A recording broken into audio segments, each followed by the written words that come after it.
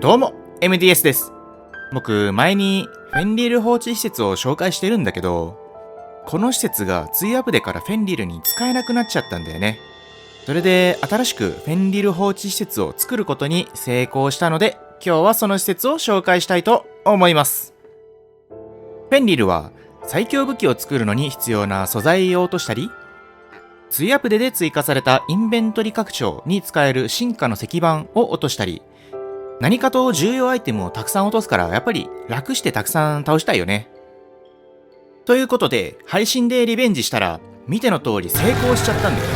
しかも水没処理で。ドラゴンが水没しなくなった前例があるし、修正されちゃうかもしれないので、興味がある人はこの動画を見たらすぐに作ってみてください。全体の構造はこんな感じ。試行錯誤の痕跡が残ってるけど、これは気にしないでね。ちなみにこの施設結構すごくて、何がすごいかっていうと、今プレイヤーダンジョンの中にいるんだよね。つまり通常ボス放置ではプレイヤーの居場所に制限がかかるんだけど、この施設ではかからない。なんならボス2種類同時に放置できる。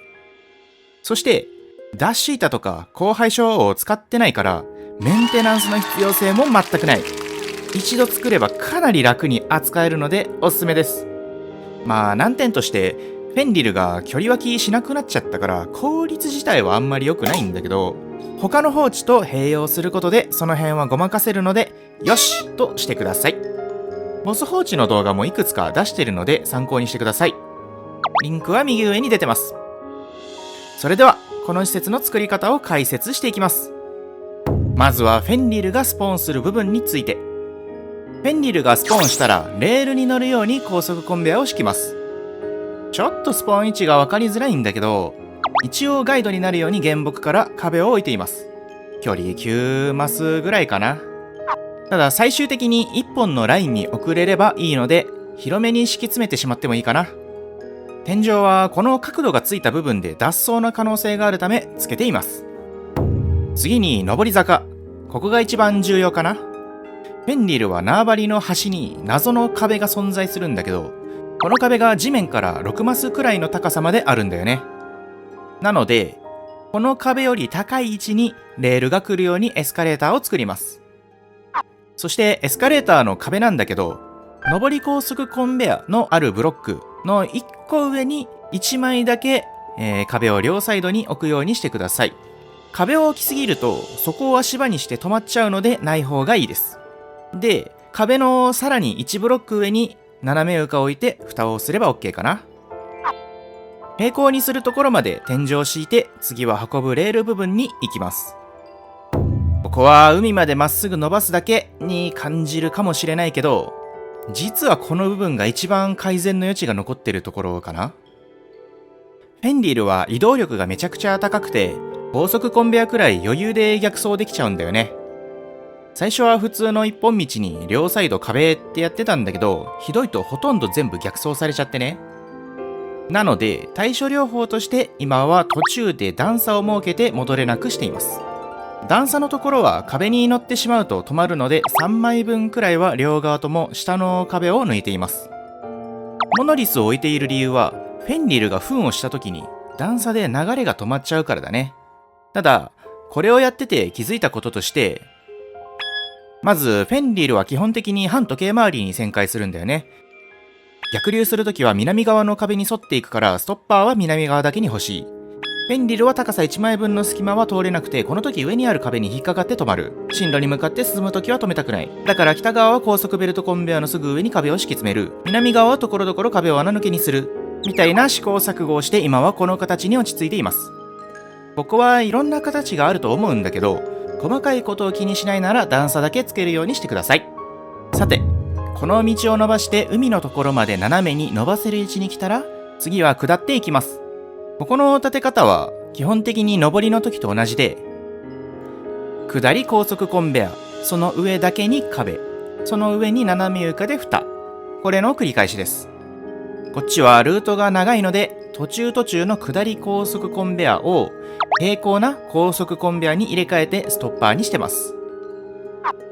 ちなみに下り高速コンベアは上から逆向きにして真下を向いておくと起きやすいです。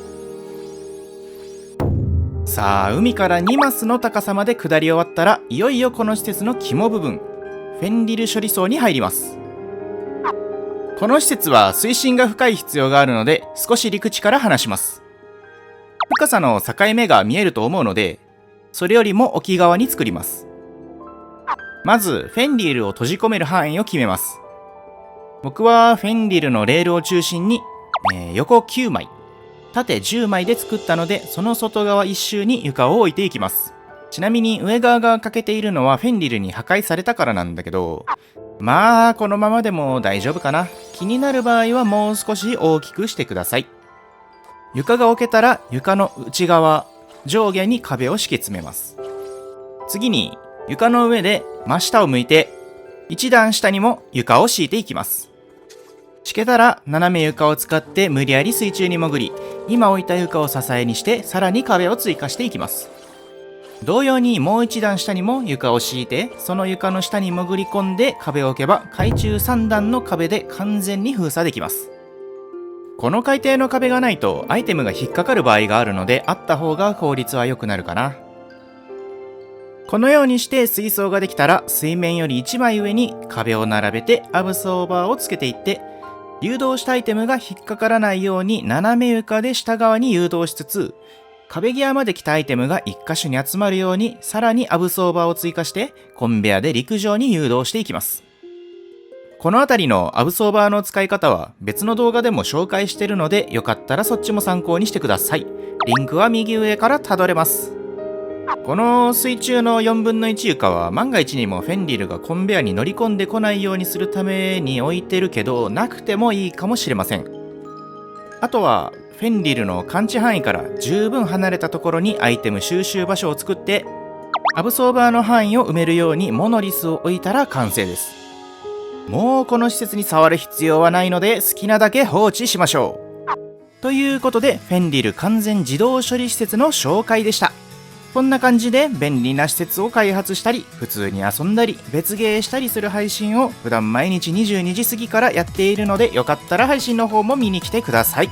ここまでご視聴ありがとうございました。もしよかったらチャンネル登録、高評価の方もお願いします。それではまた次の動画でお会いしましょう。バイバイ。